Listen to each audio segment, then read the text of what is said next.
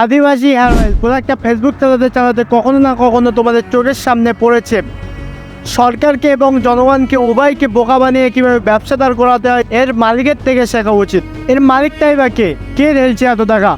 এই ক্রিয়েটরের চাচ্ছে, সেই ক্রিয়েটরকে কিনছে, তাদের মুখে লাখ লাখ টাকা পেলে তাদের দ্বারাই ভিডিও বানিয়ে নিচ্ছে।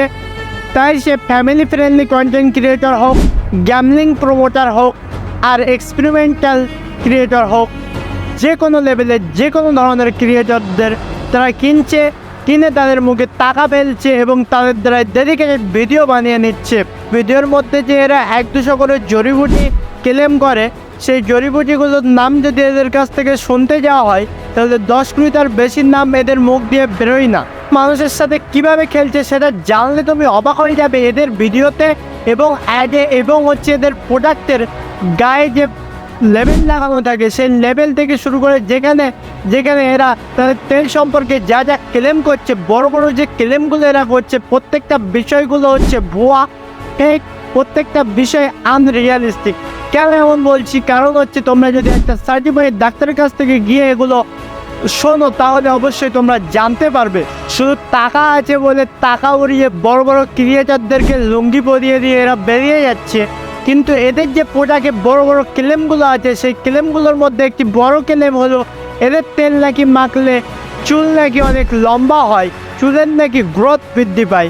তো এটা যদি কোনো তুমি সার্টিফাইড ডক্টরের কাছ থেকে গিয়ে জানতে থাকো তাহলে তুমি জানতে পারবে যে চুলের যে গ্রোথ সেটা তোমার ভেতরের বিষয়বস্তুর ওপর নির্ভর করে, অর্থাৎ তোমার ভিতর থেকে তোমার যে হরমোনগুলো যেগুলো চুলকে বৃদ্ধি করতে বা চুলের গ্রোথে সাহায্য করে, সেই জিনিসগুলো তোমার ভিতরের উপরে ডিপেন্ড করে, সেগুলো কোনো তেল মাখার ফলে গঠন হয় না।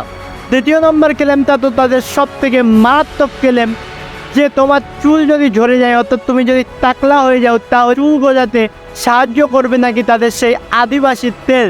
তো এই বিষয়টা মিথ্যে প্রুফ করার আগে তোমাদের একটা ভিডিও আমি দেখাতে চাই। অর্থাৎ কদিন আগেই যে মুকেশ আম্বানির ছেলে এক জায়গায় স্পট হয়, অর্থাৎ এক জায়গায় দেখা যায়, সেখানে দেখা যায় তার পিছন দিকের মাথার চুল গায়েব। তো অ্যাকচুয়ালি আদিবাসী তেলে যদি সেই বিষয়গুলো হতো তাহলে মুকেশ আম্বানির ছেলে পুরো আদিবাসী টিমকে তার বাড়িতে এনে স্পেশালভাবে টাইম দিয়ে যে তেল বানাতে বলতো এবং তার মাথার পিছনে লাগিয়ে নিত, ও চুল গজিয়ে যেত। তো ভাই লজিক সেম। চুল নিয়ে আসার জন্য তোমাদের তাকে চুল নিয়ে আসার জন্য তোমাদের ভেতরের ক্রিয়াকলাপ, ভেতরের কার্যকলাপ সঠিকভাবে হওয়া প্রয়োজন, নাকি তোমাদের তেল মাখা। আর 3 নম্বর যে ক্লেম সেটা তোমাদের চুলের ভিতরে থাকা খুকসি এবং তোমাদের চুলের ভিতরের ময়লা নাকি তেল মাখলে কমে যাবে। তো এটা একদম টোটালি উল্টো কথা, কারণ তেল মাখলে আরও তোমাদের চুলের ভিতরে নোংরা আরও বেশি করে জমা হবে, যার কারণে খুকসি বেশি হবে। এবং তুমি যদি কোনো একটা ডাক্তারের কাছ থেকে গিয়ে শোনো তাহলে ডাক্তার তোমার উপরে তো প্রথমত হাসবে এবং তারপরে তোমাকে এটা বুঝিয়ে দেবে যে চুলের যে ভিতরে খুকসি বিষয়গুলো দূর করতে হলে তোমাদের শ্যাম্পুকে প্রেফার করা উচিত নাকি তেল। থেকে আমরা ক্লিয়ার যে তারা যে সকল বিষয়গুলো ক্লেম করছে প্রত্যেকটা ভুয়া, প্রত্যেকটা ফেক। তাদের যে সলিউশন, যে প্রবলেমের সলিউশন, সেই প্রবলেমের সলিউশন আসলেই কোনো অন্যভাবে হয়ে থাকে।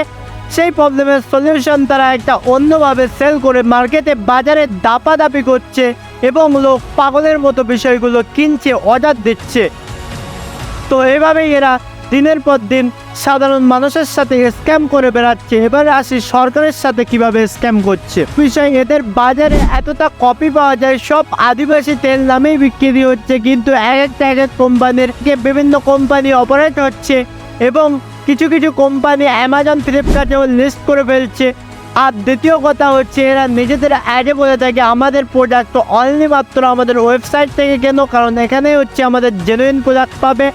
আর তৃতীয় কথা, তারা অ্যামাজন, ফ্লিপকার্টে তাদের প্রোডাক্ট লিস্ট করে দেয়, এটা তাদের ক্লেম, কিন্তু কিছু কোম্পানি হয়তো অ্যামাজন, ফ্লিপকার্টেও এদের প্রোডাক্ট লিস্ট আপ করে রেখে দিচ্ছে, কারণ এর একটা হিউজ মার্কেট, যার কারণে তাদের সব জায়গা থেকে সেল আসার সম্ভাবনা বেশি। কিন্তু কখনো কি ভেবে দেখেছো যে একজন আদিবাসী হয়ে এত বড় মার্কেট ক্রিয়েট করছে, বড় বড় ক্রিয়েটরদের লাখ লাখ টাকায় কিনে নিয়ে লুঙ্গি পরিয়ে নাচিয়ে দিচ্ছে, বড় বড় ক্রিয়েটরদের লাখ টাকায় কিনে নিয়ে লুঙ্গি পরিয়ে ভিডিও বানিয়ে নিচ্ছে, তার দ্বারা অ্যামাজন ফ্লিপকার্টে তাদের প্রোডাক্ট লিস্ট আপ হতে পারে না। তো তাদের অ্যামাজন এবং ফ্লিপকার্টে প্রোডাক্ট লিস্ট আপ না করার পিছনে একটা বড় রহস্য আছে, আর সেই রহস্যটা হলো ইন্ডিয়ান ট্যাক্স সিস্টেম। তো অ্যামাজন ফ্লিপকার্টে তুমি যদি তোমাদের প্রোডাক্ট লিস্ট আপ করতে যাও, তাহলে তোমাদের অবশ্যই ট্যাক্স রেজিস্টার পেপার বানাতে হয় এবং তার মাধ্যমে তোমাদের পুরো ট্যাক্সের ডিটেলস সরকারের কাছে যায়, তোমাদের কত রেভিনিউ হচ্ছে, কত সেল হচ্ছে, যার উপরে তোমাদের ট্যাক্স পে করতে হয়। এবং তুমি যদি এদের ওয়েবসাইটে চলে যাও, তাহলে ওয়েবসাইট থেকে প্রোডাক্ট অর্ডার করার সময় এদের মেনলি তুমি সিওডি পাবে। এদের এখানে কোনো অনলাইন অপশান নেই, অর্থাৎ ডাইরেক্ট তুমি অনলাইনে যে প্রোডাক্ট অর্ডার করার সাথে সাথে পেমেন্ট করে দেবে এরকম কোনো অপশান নেই। অর্থাৎ এরা শুধু সিওডি ফর্ম ইউজ করে, যার কারণে এদের সব লেনদেন ক্যাশে হয়। আর ক্যাশের লেনদেন হবার সুবিধা এটাই, ট্যাক্স সেভিং। তো এর মাধ্যমে তারা প্রচুর টাকা ট্যাক্স সেভ করছে এবং সরকারকে বোকা বানিয়ে চলেছে। তো আমার আর কি, আমিও চললাম, যদি কালকে আমার কাছে প্রমোশন আছে আমিও কালকে প্রমোশন করব। তুমি যদি বুঝতে পারো তাহলে বুঝে নাও। বাই, আজকের ভিডিওটা ছিল এই পর্যন্তই।